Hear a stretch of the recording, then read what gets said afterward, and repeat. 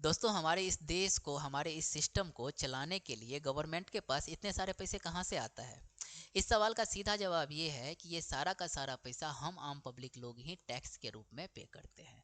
और हम हमेशा हर चीज़ पर, चाहे वो हमारा खुद का प्रॉपर्टी हो, या फिर हम कोई चीज़ परचेस करते हैं, या फिर हम किसी से कोई काम करवाते हैं, या छोटा मोटा जो भी हम डीलिंग करते हैं, ट्रांजैक्शन करते हैं, उस हर चीज़ पर हम गवर्नमेंट को कहीं ना कहीं किसी न किसी वे से टैक्स पे कर रहे होते हैं।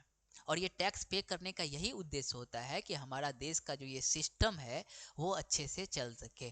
और किसी भी देश का जो आर्थिक स्थिति होता है, कोई देश अमीर है, कोई देश गरीब है, उसमें टैक्स ही सबसे बड़ा फैक्टर है। जिस देश में जितना टैक्स का वसूली किया जाएगा, जितना टैक्स के थ्रू हमारा धन जो है गवर्नमेंट के पास जमा होगा, वो देश उतना ही अमीर कहलाता है। और एक अमीर देश और गरीब देश में यही सबसे बड़ा फैक्टर है। तो इसलिए हम टैक्स पे करते हैं। अब सवाल ये आता है कि टैक्स हम किस तरह से पे करते हैं। तो टैक्स हम दो तरीके से पे करते हैं। एक तो ये हो गया कि हम खुद गए गवर्नमेंट के पास और गवर्नमेंट को हम टैक्स दे दिए। और एक केस में ये होता है कि हम खुद गवर्नमेंट को टैक्स नहीं देते हैं। गवर्नमेंट के टैक्स के नाम पर हमसे कोई तीसरा आदमी आता है, टैक्स के नाम से हमसे पैसा लेता है, और वो गवर्नमेंट को जाकर के जमा कर देता है। तो यहाँ पर जो तीसरा आदमी आता है, वो पहले बहुत ही, मतलब यहाँ पर करप्शन था, वो चोरी कर लेता था टैक्स का। अगर डायरेक्ट का बात करें कि डायरेक्ट हम गवर्नमेंट के पास जाकर के टैक्स को दे दिए, तो वहाँ पर चोरी का कोई सवाल बनता नहीं है। हाँ, वहाँ पर बेईमानी का सवाल बनता है। हम बेईमानी कर सकते हैं कि हमारा दायित्व तो है हम टैक्स पे करें। हम 10 लाख 20 लाख सालाना कमा रहे हैं, तो हमारा दायित्व बनता है हम टैक्स पे करें। लेकिन अगर हम किसी बहाने से, किसी कारणवश हम गवर्नमेंट के नज़र से बच गए और हम वहाँ पर टैक्स पे नहीं करते हैं, जो कि गलत बात है, तो यहाँ पर हम बेईमानी कर सकते हैं, लेकिन हम टैक्स को चोरी नहीं कर सकते हैं यहाँ पर। या टैक्स चोरी यहाँ का सवाल यहाँ पर नहीं आता है। टैक्स चोरी का सवाल तब आता है जब हम कोई थर्ड पर्सन हमसे टैक्स लेने के लिए आता है, टैक्स के नाम पर पैसा लेके जाता है, और वो गवर्नमेंट को दिया नहीं, वो खुद ही अपने पास रख लिया, तो ये होता है टैक्स चोरी। तो हमारा जो आज ये वीडियो है ना, ये वीडियो यही बनाने का पर्पस भी है कि टैक्स के बारे में मैं आप लोगों को समझाऊं, टैक्स चोरी क्या होता है। इस टैक्स चोरी को से बचने के लिए गवर्नमेंट ने जीएसटी को क्यों लागू किया, जीएसटी किस तरह से काम करता है, उसका क्या सिस्टम है, क्या नेटवर्किंग है, किस तरह से आज यूजफुल है, कितना फायदा हो रहा है, ये सब कुछ बताने वाला हूँ इस वीडियो में। तो मैं गौतम मनी आप सभी लोगों का बहुत बहुत स्वागत करता हूँ। और अब मैं बात करता हूँ कि जब हम टैक्स को पे करने के लिए जाते हैं, तो अगर हम डायरेक्ट टैक्स पे करते हैं गवर्नमेंट को, तो उसको हम डायरेक्ट टैक्स बोलते हैं। लेकिन थर्ड पर्सन के थ्रू जब हम टैक्स को पे करने के लिए जाते हैं, तो उसको इनडायरेक्ट टैक्स बोलते हैं। और यही दो टाइप होता है, मुख्य टाइप होता है, डायरेक्ट टैक्स, इनडायरेक्ट टैक्स। बात हम सबसे पहले टैक्स, डायरेक्ट टैक्स का करेंगे। डायरेक्ट टैक्स कब हम पढ़ते हैं, जैसे कि हमारा कमाई हो रहा है, हम इनकम गेन कर रहे हैं, बहुत ज़्यादा इनकम गेन कर रहे हैं, 20 लाख 30 लाख रुपए हम सालाना कमा रहे हैं या करोड़ों में कमा रहे हैं। तो ऐसे सिचुएशन में हम गवर्नमेंट को पे कर देते हैं, गवर्नमेंट का जो भी रूल है उसके अकॉर्डिंग। ये एक डायरेक्ट टैक्स हो गया। दूसरा डायरेक्ट टैक्स हो जाता है कि जब हमारे पास कोई प्रॉपर्टी है और हम सालों से उसको यूज कर रहे हैं, तो वहाँ पर भी हम हर साल गवर्नमेंट को उस प्रॉपर्टी का टैक्स पे करते हैं। और प्रॉपर्टी का अगर हम बात करें, तो प्रॉपर्टी को हम यूज करें, प्रॉपर्टी को हम परचेस करें, या प्रॉपर्टी को हम सेल करें, तीनों कंडीशन में डायरेक्ट टैक्स हमको भरना पड़ता है। मान लीजिए हमारे पास कोई ज़मीन है और वो ज़मीन हम किसी से खरीद रहे हैं, तो खरीदते समय हमें उस जमीन को रजिस्ट्रेशन कराना पड़ेगा, उस पे स्टाम्प ड्यूटी नाम का एक टैक्स बनता है, वो टैक्स हमको पे करना पड़ेगा। जो लोग बेच रहा है मेरे से, उसको भी हम जो उसको प्रॉपर्टी का जो पैसा देंगे, तो वो पैसा उसका एक तरह से कमाई हो रहा है, मतलब उसका कैपिटल जो है वो गेन हो रहा है। तो वहाँ पर भी कैपिटल गेन टैक्स नाम से उसको भी टैक्स पे करना पड़ता है। और अगर जो जितने दिन उस प्रॉपर्टी को कोई यूज करता है, तो रूल के रेगुलेशन के अकॉर्डिंग हर साल उसको टैक्स पे करना पड़ता है। जैसे ही आपके पास ज़मीन है, तो ज़मीन पर हम मालगुजारी हर साल भरते हैं, रसीद कटवाते हैं। तो इस तरह से हम डायरेक्ट टैक्स भरते हैं। अब बात कर रहे थे एक और डायरेक्ट टैक्स का, कि अगर हमारे पास बहुत बड़ी कंपनी है, तो उस कंपनी पर भी हम कॉर्पोरेशन टैक्स गवर्नमेंट को डायरेक्ट ही पे कर देते हैं। तो ये सब कुछ टैक्स है जो कि डायरेक्ट हम पे करते हैं। दूसरा हो जाता है कि जब हम ये कोई चीज़ परचेस करते हैं, मान लीजिए कि ये मार्कर ही हम परचेस किए, तो इस मार्कर पर गवर्नमेंट, ये दुकानदार जो है, वो टैक्स के नाम पर हमसे कुछ पैसा ले लिया, एमआरपी में जोड़ करके ही या अलग से ही, दोनों तरीके से लिया जाता है, ये ले लिया। तो यहाँ पर इनडायरेक्ट टैक्स हो जाता है, इसको हम इनडायरेक्ट टैक्स बोलते हैं। या फिर कोई किसी से हम कोई सर्विस लेते हैं, मान लीजिए कि हमारा फोर व्हीलर ख़राब हो गया और कंपनी के थ्रू, कंपनी के तरफ से जो है वो मैकेनिक्स आया और वो फोर व्हीलर को ठीक करके गया। फिर जब बिल बनाने लगा तो बिल बनाते समय वो हमारा टैक्स पे कर दिया, टैक्स के नाम पर हमसे कुछ वसूली किया कि इतना बिल हुआ आपका, इतना चार्ज हुआ और इतना टैक्स हुआ, जीएसटी इंक्लूड हो करके, तो वहाँ पर भी हम इनडायरेक्ट टैक्स उसको पे करते हैं। दोस्तों अब हम बात कर लेते हैं सबसे पहले जीएसटी के बारे में कि जीएसटी किस तरह से इनडायरेक्ट टैक्स के लिए यूजफुल है, क्योंकि इसमें चोरी का चांसेस बहुत ही ज़्यादा कम हो जाता है। लेकिन पहले कैसे चोरी होता था इसके बारे में भी हम डिस्कस करेंगे, लेकिन सबसे पहले मैं जीएसटी के बारे में बता देता हूँ। देखिए जीएसटी आने से टैक्स का जो है एक बहुत बड़ा नेटवर्क, डिजिटल नेटवर्क बन जाता है। जीएसटी के सिस्टम से जब कोई भी सेल परचेस होता है ना, तो एक सिस्टम, एक नेटवर्क में फंस जाता है। उसके बाद हर चीज़ का कौन सा प्रोडक्ट किसके पास कितने तारीख को बिका, कितना उस पर टैक्स का लायबिलिटी बनता है, ये सब कुछ उस नेटवर्क के थ्रू अरेस्ट हो जाता है, उस नेटवर्क में अरेस्ट हो जाता है। उससे गवर्नमेंट को ट्रैक करना बहुत ही आसान हो जाता है और चोरी करना बंद हो जाता है। कैसे, ये मैं आपको एग्जाम्पल के थ्रू बताता हूँ। देखिए देखिए मान लीजिए कि पनीर बिक रहा है मार्केट में, तो पनीर पर 5% जीएसटी है। तो ये किस तरह से नेटवर्क में आता है वो देख लीजिए कि अब किसान, छोटे मोटे जो किसान है उसके, वो दूध को सेल करता है छोटे मोटे वेंडर के पास। सबसे पहले तो किसान के पास तो जीएसटी होता नहीं है, तो वहाँ पर उससे जीएसटी लिया भी नहीं जाता है और कोई हिसाब किताब वहाँ पर नहीं होता है। वो छोटा व्यापारी को जा करके सेल कर देता है। अब वो छोटा छोटा वेंडर जो है, छोटा छोटा व्यापारी जो है, वो अपने कॉरपोरेट में चला जाता है, जो डेयरी फार्म का कंपनियां है उसके पास जाता है सेल करने के लिए। तो ये छोटा व्यापारी के पास जीएसटी का नंबर होता है। तो जीएसटी का नंबर तो होता है, लेकिन जीएसटी का जो रूल होता है वो ये कहता है कि कच्चा प्रोडक्ट, खाने वाला जो भी प्रोडक्ट होता है या रॉ मटेरियल जो भी होता है, ज़्यादातर पर जीएसटी नहीं लगता है। अब यहाँ पर मैं बात कर रहा हूँ कि जीएसटी नहीं लगता है, तो भाई जब जीएसटी लगता ही नहीं है तो उसको जीएसटी के नेटवर्क में आने का जरूरत ही नहीं है, वो जीएसटी के नेटवर्क में तो आएगा नहीं। तो इसके लिए गवर्नमेंट क्या किया, जीएसटी तो नहीं लिया वहाँ पर, लेकिन नेटवर्क में लाने के लिए उस पर 0% जीएसटी लेता है। क्योंकि ये कई बार जब हम टैक्स के बारे में पढ़ रहे होते हैं, जानकारी ले रहे होते हैं, तो वहाँ पर ये सवाल आ जाता है कि जब 0% ही जीएसटी लेना था तो गवर्नमेंट इसको जीएसटी के टैक्स में के प्रोडक्ट में रखा क्यों, इसको जीएसटी से हटा ही या नॉन टैक्सेबल प्रोडक्ट में रख देता है इसको, कि इस प्रोडक्ट को सेल करने से टैक्स का कोई लेना देना है ही नहीं। लेकिन फिर भी खाने वाले सामान सब पर 0% जीएसटी क्यों बोल देता है? इसका रीजन यही है कि वो प्रोडक्ट तो ट्रांसफॉर्म होने वाला है ना, ट्रांसफॉर्म के होकर के कुछ और बनने वाला है ना। जैसे दूध से पनीर बनेगा तो पनीर पर तो जीएसटी लगेगा, और वो पैक हो जाएगा तब तो पनीर पर जीएसटी लगेगा। तो वो नेटवर्क में आ जाए, इसके लिए टैक्स भी नहीं देना है और नेटवर्क में उसको ले भी आना है, इसलिए 0% टैक्स देना पड़ता है। वहाँ पर 0% इंक्लूड किया जाता है ताकि जीएसटी के नेटवर्क में वो प्रोडक्ट आ जाए। कैसे? तो जैसे ही छोटा मोटा वेंडर जो है वो 0% जीएसटी पर ये डेयरी फार्म का जो कंपनियां है उससे सेल कर दिया। अब डेयरी फार्म के अंदर में गया, वहाँ पर प्रोडक्ट को, कच्चा प्रोडक्ट को तैयार किया गया, चाहे वो पैकेट करके मिल्क ही बनाया या फिर वो पनीर ही बनाया। तो पनीर बनाने के बाद जब कंपनी से वो प्रोडक्ट निकल रहा होता है, तभी आपको, आपके पास एक नेटवर्क, जो वो वेंडर जो था, वो जो आपको मिल्क सप्लाई किया था, वहीं पर एक नेटवर्क में ये हिसाब किताब हो गया था कि भाई 4 लीटर दूध आपको दिया गया है, किसी कंपनी को 4 लीटर दूध दिया गया है, तो ना कुछ तो 1 किलो तो पनीर बनने वाला है ना उससे। 4 लीटर दूध से 1 किलो पनीर तो बनेगा ही बनेगा। तो गवर्नमेंट का अब नज़र हो गया उस जीएसटी नंबर के वजह से, जहाँ से 0% टैक्स पर वो परचेस किया था, वहाँ से, कि इस कंपनी के पास 1 किलो पनीर है। अब 1 किलो पनीर का अगर मार्केट प्राइस 400 या 500 रुपये है, तो उसका 5% इसका दायित्व बनता है, और इस कंपनी से हमें 5 रुपये जो है, या ये जो 500 का 400 का जितना परसेंटेज बनता है वो हमें वसूली करना है, और इसको जीएसटी रिटर्न भरना पड़ेगा। और जीएसटी रिटर्न भरते समय इस चीज़ को ट्रैक करके देखा जाएगा भरा है या नहीं भरा है। तो इस तरह से ये नेटवर्क में फंस जाता है। अब वो पनीर जो था वो कंपनी में बनने के बाद होलसेलर व्यापारी के पास गया, तो होलसेलर व्यापारी के पास गया तो होलसेलर व्यापारी भी के पास भी जीएसटी नंबर है। वो जीएसटी नंबर पे जो कंपनी बेच रही है वो कंपनी बता देती है कि हम ये प्रोडक्ट जो है वो इस कंपनी को इस व्यापारी के थ्रू ये इस व्यापारी के पास हम बेच रहे हैं। तो वहां पर अब गवर्नमेंट को ये भी मालूम चल गया कि फलाना जीएसटी नंबर वाले जो है उसके पास 15 पैकेट 10 पैकेट पनीर गया है। उसका जितना दायित्व तो बनता है जीएसटी का वो उसे रिटर्न में शो कराना पड़ेगा, भरना पड़ेगा। वहां पर भी नेटवर्क में फंस गया। अब वो बड़ा व्यापारी जो था वो अपने से छोटे व्यापारी को भेज दिया।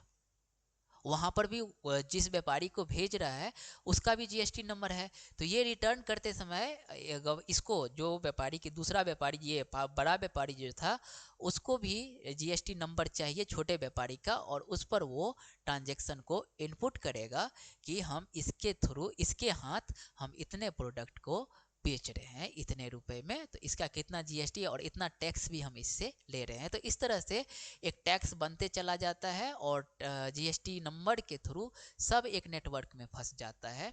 और जब लास्ट कस्टमर तक जाता है तो कस्टमर का पैसा भी सही ढंग से कस्टमर ये गवर्नमेंट के पास पहुंच जाता है। तो ये फायदा हुआ जीएसटी आने से। और जब ये जीएसटी आया तो चोरी जो था जीएसटी का ये टैक्स का वो चोरी लगभग लगभग रुक गया।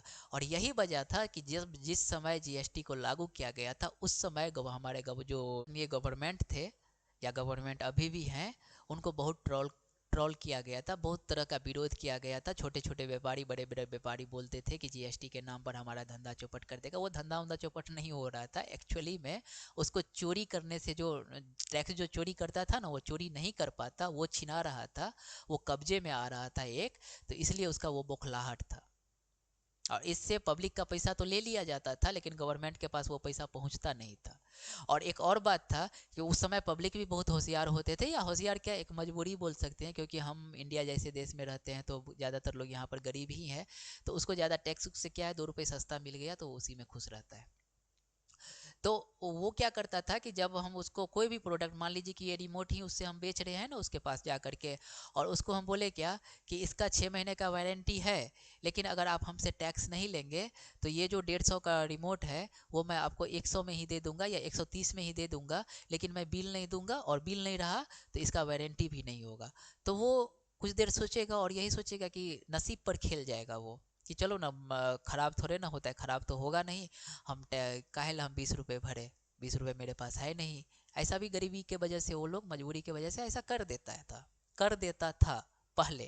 लेकिन जब से जीएसटी आया है तब से ये जो नेटवर्क में फंसा हुआ है, और हम अगर इस प्रोडक्ट को बेचने के लिए गए हैं तो गवर्नमेंट के पास पता है कि हमने ये प्रोडक्ट किस कंपनी से किसके थ्रू खरीदा था, हमारे जीएसटी नंबर पर ये प्रोडक्ट का रिकॉर्ड है। तो अगर हम कस्टमर से जीएसटी नहीं लेंगे तो हमको खुद जेब से भरना पड़ेगा, चाहे वो वारंटी ले नहीं ले, वो बिल ले नहीं ले, हम कस्टमर से जीएसटी वसूल करेंगे ही करेंगे। तो इससे क्या हुआ, ये जो करप्शन था ये भी बच गया एक तरह से। ये भी तो गलत ही था लेकिन इससे भी बचाव हो गया, और यहाँ से भी टैक्स जो गवर्नमेंट के पास नहीं जाता था वो गवर्नमेंट के पास प्रॉपर ढंग से टैक्स जाने लग गया। तो ये सब काम आ गया जीएसटी से। इससे पहले क्या था ये समझ लीजिए। मान लीजिए ये रिमोट जो है कंपनी में बना, तो वहां पर उस समय आपको ये कस्टम ड्यूटीज, एक्साइज ड्यूटी बोला जाता है, एक्साइज ड्यूटी नाम से टैक्स लगता था पहले जब जीएसटी नहीं था तब। जैसे ही हम कंपनी में इस रिमोट को मैन्युफैक्चरिंग किए ना, तो कितना प्रोडक्ट हम ये मैन्युफैक्चरिंग किए उसी समय इस पर हमें एक्साइज ड्यूटी नाम से टैक्स पे करना पड़ जाता था। उसके बाद ये प्रोडक्ट हमसे बिका नहीं बिका, क्या हुआ नहीं हुआ, गवर्नमेंट को उससे कोई लेना देना नहीं। अगर हमने 15 प्रोडक्ट बनाया तो 15 प्रोडक्ट का जो भी एक्साइज ड्यूटी टैक्स बनता है वो हमें पे करना पड़ेगा। तो जैसे ही हम मैन्युफैक्चरिंग किए उसका टैक्स बन गया। चलिए यहाँ पर ये टैक्स बन गया। उसके बाद क्या होता था कि जब ये सेल हो रहा है तो सेल करते समय भी सेल टैक्स बनाना पड़ता था। दूसरे राज्य में जा रहा है सेल होने के लिए तो हमें वैट टैक्स बनाना पड़ता था। लेकिन ये सभी टैक्स तो हम पे करते थे ठीक है, लेकिन सबसे बड़ी दिक्कत क्या थी कि इस तीनों, जैसे अभी मैं आपको बताया ना कि excise duties, sale tax, VAT tax, ये सब जो भी हमने पे किया इस तीनों में कोई कम्युनिकेशन था ही नहीं। क्योंकि एक्साइज ड्यूटी वाले डिपार्टमेंट अलग, सेल डिपार्टमेंट अलग और वैट डिपार्टमेंट अलग। तो ये तीनों के पास कोई कम्युनिकेशन था ही नहीं कि वो किस तरह से इसको एक दूसरे से बातचीत करके, भाई कितना आप वो देखे थे प्रोडक्ट को बनाते समय, सेल करते समय कितना सेल हुआ था, सेल वाले से पूछ लेता, वैट वाले से पूछ लेता, ऐसा कुछ सिस्टम था ही नहीं। तो यहाँ पर होता क्या था कि फेक बिल बहुत चलता था। टैक्स का जो ऑफिसर था वो और जो कंपनी वाले थे वो मिल करके थोड़ा बहुत पैसा को इधर उधर करके ये सभी टैक्स को ख़त्म कर देता था, या फेक बिल बना लिया, फेक टैक्स बिल जो था वो भर करके अपना प्रोडक्ट को आगे बढ़ा लेता था। कौन सा प्रोडक्ट में बिका किसी और राज्य में जा करके और बोल रहा है कि मैं लोकल में ही बेच दिया। तो ये भी काम सब बहुत होता था, क्योंकि उस समय एक प्रॉपर नेटवर्क नहीं था। लेकिन जीएसटी नंबर आ जाने से मैं आपको बताया कि किस तरह से एक नेटवर्क में जैसे ही प्रोडक्ट बन करके कंपनी से निकला या कच्चा प्रोडक्ट कंपनी में गया तो कंपनी भी नेटवर्क में आ जाता है। अब कंपनी के ऊपर ही दायित्व बन जाता है कि हम जितना रॉ प्रोडक्ट खरीद करके रखे थे, कच्चा प्रोडक्ट खरीदे थे, परचेस किए थे प्रोडक्ट को तैयार करने के लिए, उसके अकॉर्डिंग ज़्यादा से ज़्यादा हम टॉलरेंस में जो होगा कि चलो भाई जितना हम 5 प्रोडक्ट को बनाने के लिए रॉ मटेरियल खरीदे थे तो 5 नहीं बन करके 3 ही बना। तो ये 2 का जो टॉलरेंस है तो 3 का तो हमें देना पड़ेगा ना टैक्स। तो वो वहीं से नेटवर्क में फंस जाता है और लास्ट कस्टमर तक ये नेटवर्क चलता है। तो ये ट्रेडिंग कंपनी में ट्रेडिंग के लिए ये अच्छा है कि कोई प्रोडक्ट मैन्युफैक्चरिंग हुआ और कस्टमर तक गया तो वहाँ तक में कोई टैक्स का चोरी है नहीं। लेकिन सर्विस में इस तरह का नहीं है। अभी भी सर्विस में कोई खास चीज़ नहीं है। मान लीजिए कि मैं ही इंस्टीट्यूट चला रहा हूँ, तो गवर्नमेंट के पास कितना पता है कि कितना सारा मतलब कितना स्टूडेंट यहाँ पर आ रहा है, बैक डोर से हम कितने को पढ़ा रहे हैं, कितने को हम बिल दे रहे हैं, कितने को हम बिल नहीं दे रहे हैं। अगर हम बिल पे कर रहे हैं और बता रहे हैं, ट्रांजैक्शन दिखा रहे हैं बैंक के थ्रू, तब तो ठीक है, हम अच्छे आदमी हैं तो हम पे कर रहे हैं। लेकिन अगर हम बेईमान हैं तो हम यहाँ पर बेईमानी कर सकते हैं। इसके लिए गवर्नमेंट के पास जो भी सिस्टम सब तो है कि सीसीटीवी को ट्रैक किया जाता है, बैंक के अकाउंट को ट्रांजैक्शन को देखा जाता है, फिर भी यहाँ पर टैक्स चोरी का चांसेस है। तो सर्विस के लिए जीएसटी जो है वो अभी भी उतना कारगर नहीं है। ट्रेडिंग में भी होता है कि चलिए आपने क्या किया कि जो छोटा मोटा व्यापारी है वो आपको जीएसटी के थ्रू नहीं दे करके ऐसे ही सेल कर दिया। जैसे कि दूध का ही बात किए ना, तो मान लीजिए कि 10 लीटर दूध जो है वो आपको जीएसटी के नंबर पर आपको सेल किया, लेकिन 5 लीटर बैकडोर से क्या किया, बिल तिल नहीं लिया और ऐसे ही आपको सेल कर दिया। तो जब बिल नहीं लिया तो गवर्नमेंट के पास तो उसका रिकॉर्ड है नहीं। तो यहाँ पर उस 5 लीटर से जो भी पनीर बना तो उसका टैक्स चोरी करना पॉसिबल है। तो अभी भी इस तरह से थोड़ा बहुत होता है, अभी भी इतना परफेक्ट सिस्टम जीएसटी जो है वो नहीं है, लेकिन पहले से बहुत ही बेहतर है। और इसलिए हमारा देश आजकल जो है इतना तरक्की पे है, क्योंकि इसके पास टैक्स का पैसा खूब आ रहा है। समझ गए? अब हम बात करते हैं कि जीएसटी कितने प्रकार का होता है, थोड़ा जीएसटी को डिटेल से समझते हैं। देखिए, जीएसटी नंबर जो होता है वो 2 तरह का होता है, एक छोटे व्यापारी के लिए, एक बड़े व्यापारी के लिए। और जीएसटी का कुछ स्पेशल रूल सब भी है कि जो स्पेशल राज्य है, विशेष राज्य है, उस सब में अलग अलग इसका रूल है। लेकिन बेसिकली हम बेसिक कंसेप्ट को अभी यहाँ पर क्लियर करेंगे कि जीएसटी को 2 भाग में बांटा गया है, छोटे व्यापारी के लिए भी और बड़े व्यापारी के लिए भी। चाहे आपके पास कोई भी कंपनी हो, मैन्युफैक्चरिंग कंपनी हो या फिर ट्रेडिंग की कंपनी हो या फिर आपके पास सर्विस कंपनी हो, कोई भी कंपनी हो, आप 2 टाइप के जीएसटी प्रेफर कर सकते हैं। हम ज़्यादातर हम ट्रेडिंग के बारे में ही बात करेंगे। ट्रेडिंग बिजनेस क्या होता है कि किसी से हम कोई प्रोडक्ट खरीद करके लाए और हम अपने दुकान में इसको बेच दिए, इसको हम ट्रेडिंग बोलते हैं।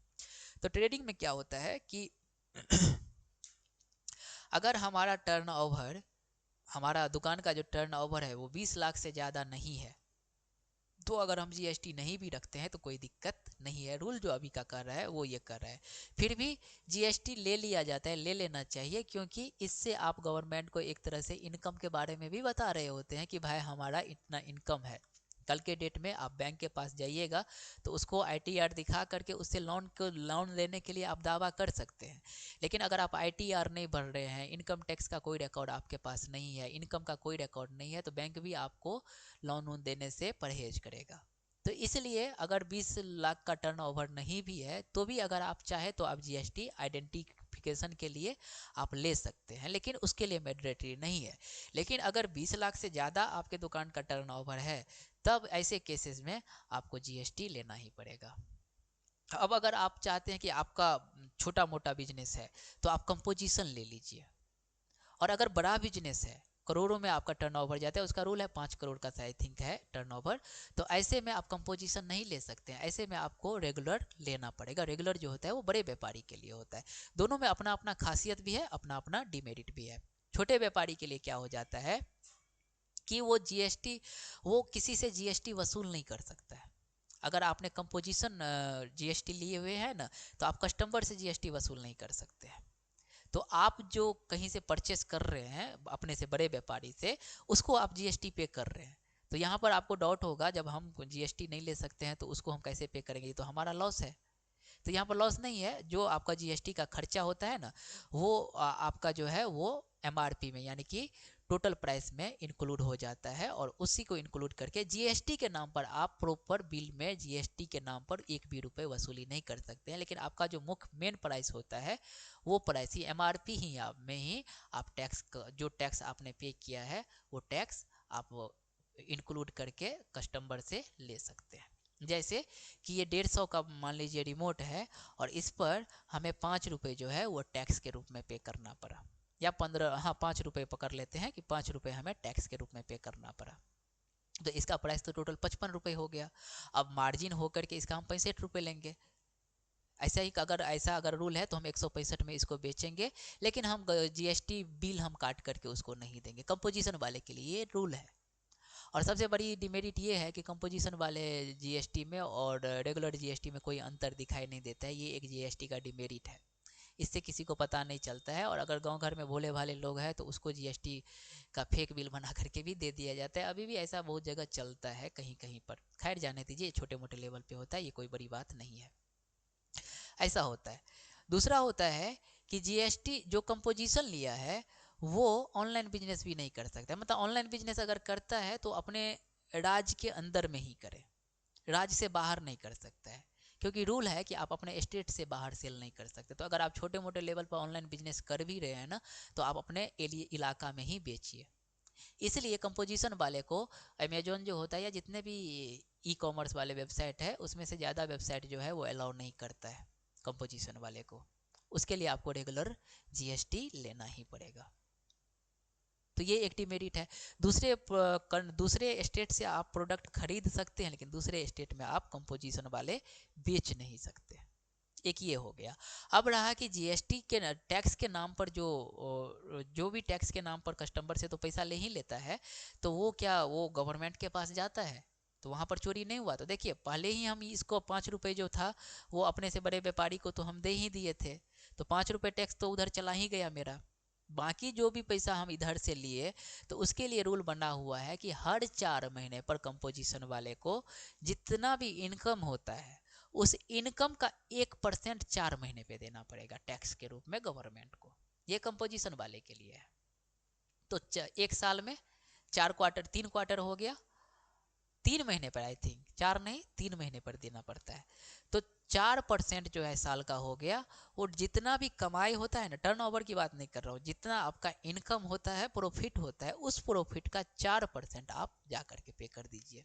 वो आप क्वार्टरली भी 3-3 महीने पर भी आप पे कर सकते हैं गवर्नमेंट को, या फिर सालाना भी है, तो उसको इतना स्ट्रिक्ट नहीं किया गया है। और यहाँ पर एक बात मैं आपको बता दूं कि जब कभी भी आप सीए के पास जाते हैं जीएसटी नंबर लेने के लिए, तो सीए जो होता है वो कभी भी आपको, अगर अच्छे सीए है तो ठीक है, एक रिस्पॉन्सिबल सीए जो होता है वो तो ऐसा नहीं करता है, लेकिन जो करप्टेड सीए होता है, हर तरह का सीए है, उससे जब आप या किसी एजेंट से आप लेने के लिए जाते हैं, तो वो जल्दी आपको कंपोजिशन जीएसटी नंबर नहीं देता है। वो घुमाएगा फिराएगा, बोलेगा कि कंपोजिशन में ये प्रॉब्लम है, वो प्रॉब्लम है, फलाना चिलाना बहुत कुछ बोलेगा।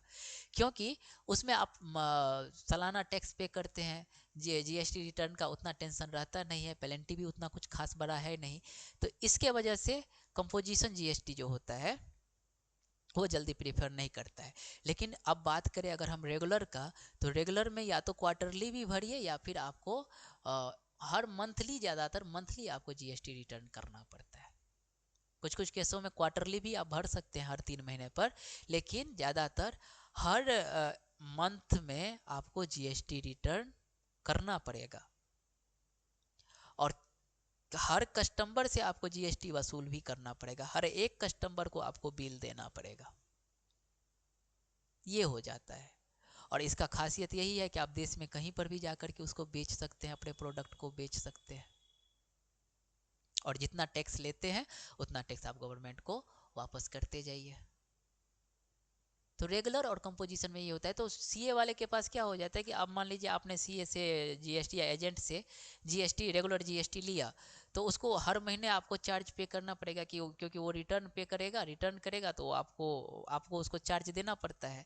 तो ये वजह हो जाता है कि वो सब ज़्यादातर प्रेफर यही करता है कि आप उससे रेगुलर जीएसटी ही लें, कंपोजिशन देने के लिए वो कतराता है, या फिर आपको कन्वेंस करेगा कि कंपोजिशन जीएसटी आप मत लीजिए। लेकिन आपको जानकारी के लिए बता दूं कि आपको लीगल राइट्स ये है, आपका राइट्स ये बनता है कि आप चाहे तो अपने कंफर्टेबल के हिसाब से जीएसटी आप ले सकते हैं, ये कंपोजिशन जीएसटी आप ले सकते हैं।